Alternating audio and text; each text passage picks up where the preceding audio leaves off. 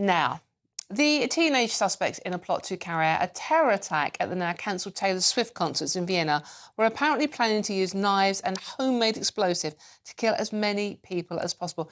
And you've seen who goes to Taylor Swift gigs, haven't you? They're little girls, their mums and dads. It's just, oh, God, anyways. Now, but Taylor Swift is due here on Thursday, and her fans are worried that the gigs might not go ahead in London either. But that got us thinking, why target Taylor Swift's concert in particular? Is she a threat to Islamists? I mean, that's what we're going to ask. It's interesting that the supposed terrorist didn't choose to target the wrestling event the day before in the same venue. Could it be as similar to the bombing at, Ariana Grande's concert in Manchester? Remember, another feisty young woman? That was 7 years ago. Her audience, again, largely women and girls, sing along to songs that empower females. What on earth is going on here? Well, to answer that question, hopefully, is feminist Khadija Khan, who grew up a Muslim before she left the religion. Khadija, thank you so much for joining me this afternoon. Ariana Grande, Taylor Swift, what is it going on here? We see a pattern here. As you just said, that who goes to these concerts? These are little girls. They are mothers of these little girls, young women. They go to these concerts. So as far as I see this whole situation, there are people who have been radicalized with Islamist ideology, and they have pledged allegiance to the terrorist group IS. And the same thing happened in Ariana Grande's concert when Salman Abedi, he targeted that area, the Manchester arena, and the IS took the responsibility for that. They take this responsibility on themselves, and they think that it's all justified punishing these women who are apparently, in their eyes, are not good enough to be respected and protected.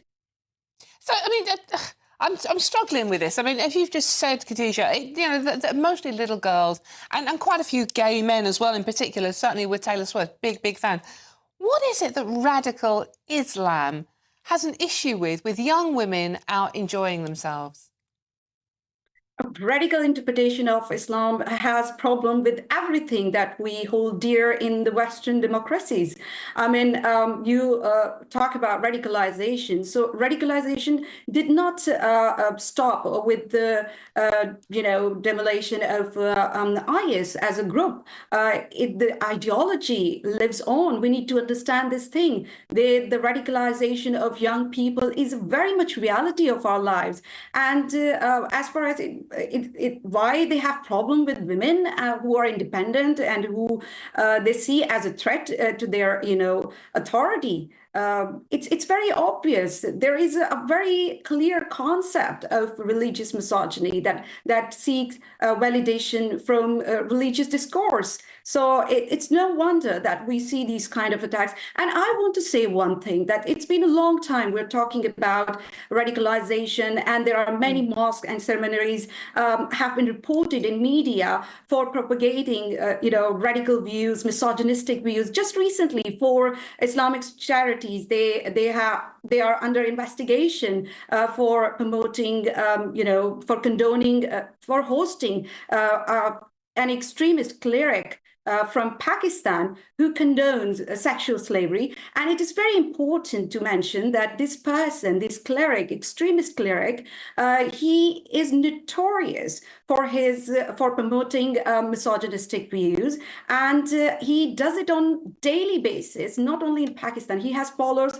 around the world. So we have a situation where mosques and seminaries, certain mosques and seminaries, they not only invite these foreign extreme radical clerics and provide them ample opportunities to propagate these wild and appalling views, which are antithetical to everything that Western democratic societies stand for.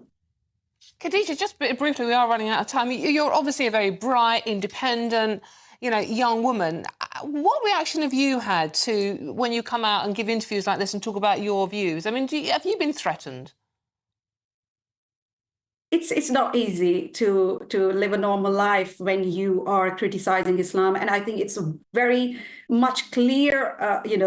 There have been instances, and there have been evidences that people who criticize Islam, they face repercussions and consequences. And of course, it's not easy to just talk about radical aspects of a religion and then live a normal life. Then of course I've faced lots of discrimination, and from very orthodox religious people, and yes, threats. It's a part of life.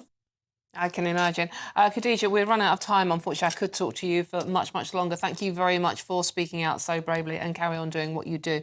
Thank you very much. That's Khadija Khan, a journalist and broadcaster.